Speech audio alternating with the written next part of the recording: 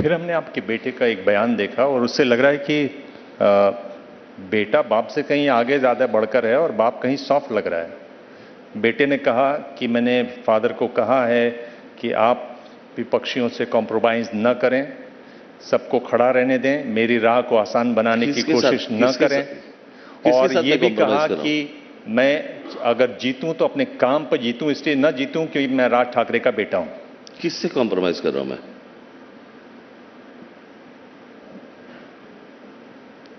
किससे कॉम्प्रोमाइज कर रहा हूं मैं?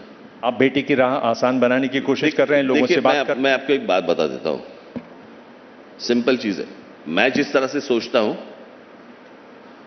उस तरह से मुझे लगता है सामने वाले उस तरह से उनकी सोच रखें, अगर नहीं है तो मैं कुछ नहीं कर सकता। 5 साल पहले जब आदित्य मेरा भतीजा जब खड़ा था वर्ली में, तब मैंने वहां पे मेरे 39,000 वोट्स है ऑलरेडी, और वहां पे मैंने तय कर लिया कि पहली बार वो इलेक्शन लड़ रहा है, मैं कैंडिडेट नहीं डालूंगा। और ये मैंने गुड जेस्चर में मैंने वो बात की थी, और मैंने किसी के साथ बात भी नहीं की थी, यानी कि मैं वहां पे कैंडिडेट नहीं डालूंगा, तो अगर आज नहीं डालूंगा तो कल आप क्या मुझे सपोर्ट करेंगे, कोई बात नहीं हुई थी।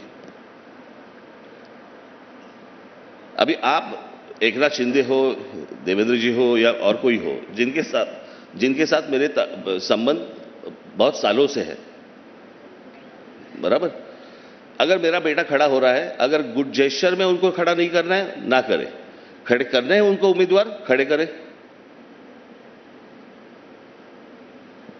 तो मैं किसी के साथ पास कॉम्प्रोमाइज के लिए नहीं जा रहा हूं मैं।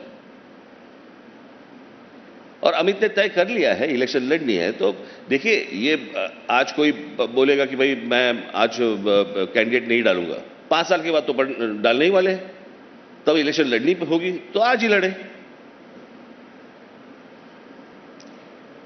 ये जो आप बात करते हैं गुड जेस्चर की, ऐसा लगता है कि या तो आपको राजनीति की समझ कम है या आपकी सीधी राजनीति बहुत ज्यादा सीधी है। नहीं, मैं गुड जेस्चर क्या है राजनीति में? मैं राजनीति के साथ में पारिवारिक संबंध भी मैं रखता हूं, और मुझे लगता है कि हर एक को ये सारी चीजें रखनी चाहिए। और ये गुड जेस्चर नाम की जो चीज है वो मेरे पास पकड़ लीजिए बाला साहब से आई है। जैसे एक बार शरद पवार साहब की बेटी जब पहली बार जब लोकसभा इलेक्शन लड़ रही थी, लोकसभा या राज्यसभा, आई थिंक राज्यसभा, तब बाला साहब ने उनको वोट दिए थे कि पहली बार इलेक्शन लड़ रही है, ये एमपी बन के अंदर जानी चाहिए। उसके बदले में बाला साहब ने पवार साहब से कुछ मांगा नहीं था। पकड़ लीजिए, जब कांग्रेस की सरकार थी, जब प्रतिभा पाटिल पहली बार जब राष्ट्रपति बन रहे थे, तब बाला साहब ने सपोर्ट किया था, वो कांग्रेस की थी उम्मीदवार। मुझे लगता है कि राजनीति में कुछ अच्छे चीजें भी होनी चाहिए, सब कुछ बुरा ही नहीं होता ना। मैं आपसे पूछ रहा हूं कि परिवार आप देख लीजिए, 2 परिवार हैं, प्रबोधन जी का परिवार है, तात्या साहब पाटिल का, पवार साहब का परिवार है बारामती का, कैसे लड़ रहे हैं आपस में? देखिए, कई संस्कारों की कमी है आप लोगों में, या आप लोभ ज्यादा है, सत्ता का प्रभाव ज्यादा है, क्या है? देखिए, मैं मेरी परिवार की बात कर सकता हूं, उनके परिवार की मैं कैसे बात कर सकता हूं? हर एक का एक परिवार होता है, हर एक की एक सोच होती है, उनकी सोच उनके पास, हमारी सोच हमारे पास। अभी आप कहेंगे कि नहीं वो कैसे सोचते वैसे आप सोचो, क्यों?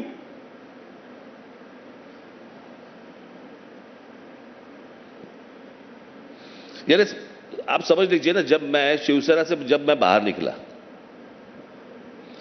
बाहर निकलने के बाद मेरा क्या स्टेटमेंट था, अगर आपको याद होगा कि नहीं मुझे पता नहीं, लेकिन मैंने कहा था कि मेरे ऊपर बाला साहब कोई भी एलिगेशन कर ले, कुछ भी बात कर ले, मेरी तरफ से उनके ऊपर कुछ नहीं होगा, मैं एक बात कुछ नहीं करूंगा, वो कुछ भी कह ले, उनको हक है। अभी यहीं पे बात हुई जब एनसीपी से अजित पवार बाहर निकले, शरद पवार साहब के बारे में उन्होंने क्या क्या नहीं कहा।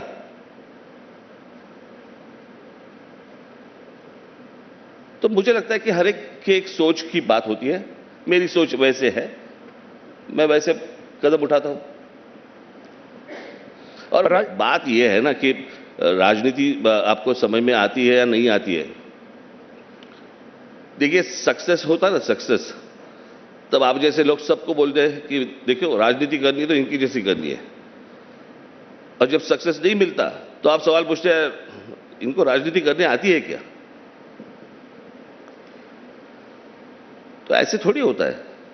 देखिए दिबांग जी, मैं एक चाहता हूं ना कि इन सारी चीजों के सवाल जब आप पूछते हो ना लोग, एक बार खुद का चैनल निकाल के देख लो, फिर पता चलेगा कि एक पार्टी चलानी है और चैनल चलाने में कितनी तकलीफें होती है।